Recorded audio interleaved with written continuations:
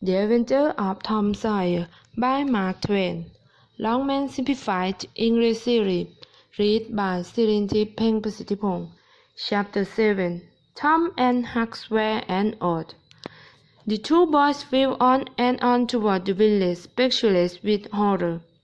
They glanced backwards over their shoulders from time to time, as if they feared that they might be followed.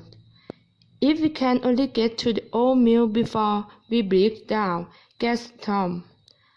"I can't bear this much longer." Huckleberry's heavy breathing was his only reply. At last they burst through the open door of the old mill and fell grateful and exhausted in the sheltering shadows. After a time their breathing became regular, and Tom said, "Huck, what do you think will happen? If Dr. Robinson dies, Redskin Joe will be hanged." Tom looked for a moment and then says, "Who are tell we? What are you talking about? If we do, and Redskin Joe isn't hanged, why, he'll kill us sometime or other, as sure as we are lying here. If anybody tell, let Potter do it. If he's foolish enough, he's generally drunk enough." Tom went on thinking, and then asked, "Huck, how can Potter tell? He doesn't know anything about it." "Why doesn't he know? Potter couldn't see anything. He'd just been stunned when Redskin Joe struck the doctor with knife." "That's so, Tom." After another thoughtful silence, Tom asked, "Huck, are you sure that you can keep quiet about it?" "Tom, we must.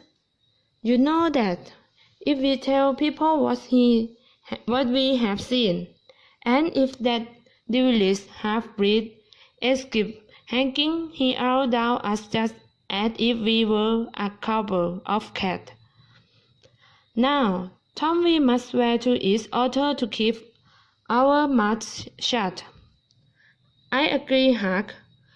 It's the breathing. Shall we just hold hands and swear that we—" "Oh, no, that wouldn't do for this. That's good enough for ordinary things, but they ought to be writing about a big thing like this, and blood." Tom highly approved of this idea. It was deep and dark and awful over the circumstances and the surroundings suggested.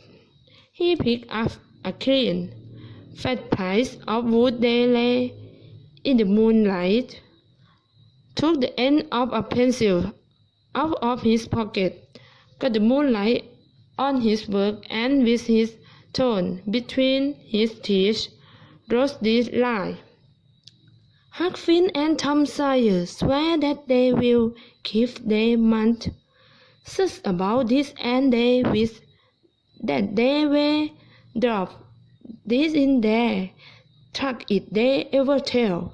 Huckleberry was filled with admiration of the aid with which Tom wrote, and of spiral style of his language. Then Tom unwound the thread from one of his needles, and each boy picked him up and pressed out a drop of blood. In time, by passing over again, Tom managed to say a letter, T and S, using the end of his little finger for a pen. Then he showed Huckleberry how to make an H and F,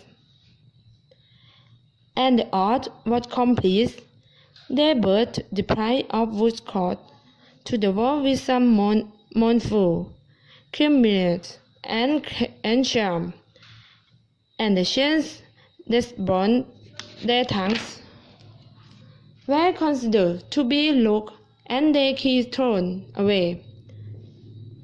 Then they surprised when Tom kept in at the bedroom window. The night was almost end.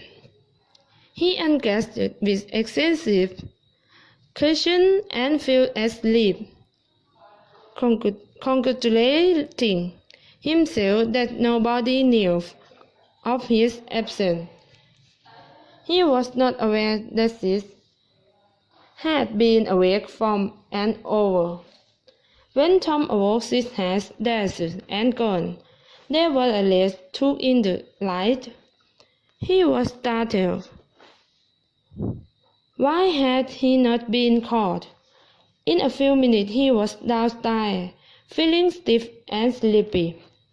The family was still at the table, but they had finished breakfast. His aunt did not blame him, but said with downcast eye, "Tom has his breakfast in gloomy silence." After breakfast, his aunt took him aside, bent over him and asked him how he could break her old heart, given up hope of making him a good boy.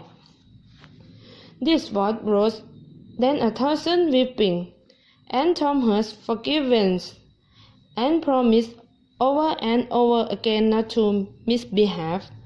When he was finally dismissed, Bee felt that she had little confidence in his promise and that she had not forgiven him entirely. He left too miserable to take his revenge against Sis, so Sis City reached through the back gate one unnecessarily. At school, while he was being punished, was Joe.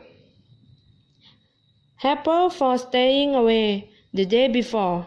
He looked as if he did not care what happened to him. He sat down, rested his elbow on his leg and his jaw in his hands, and stared at the wall with the stony stare of the suffering that has reaches the limit and can go no farther. His elbow was pressing against some hard substance. After a long time, he slowly and sadly changed his position and took up object with a sight. It was wallpaper in paper. He unwrapped it, a size from the very deepest. Follow and his heart broke. It was his breast door handle. This last straw broke the camel back.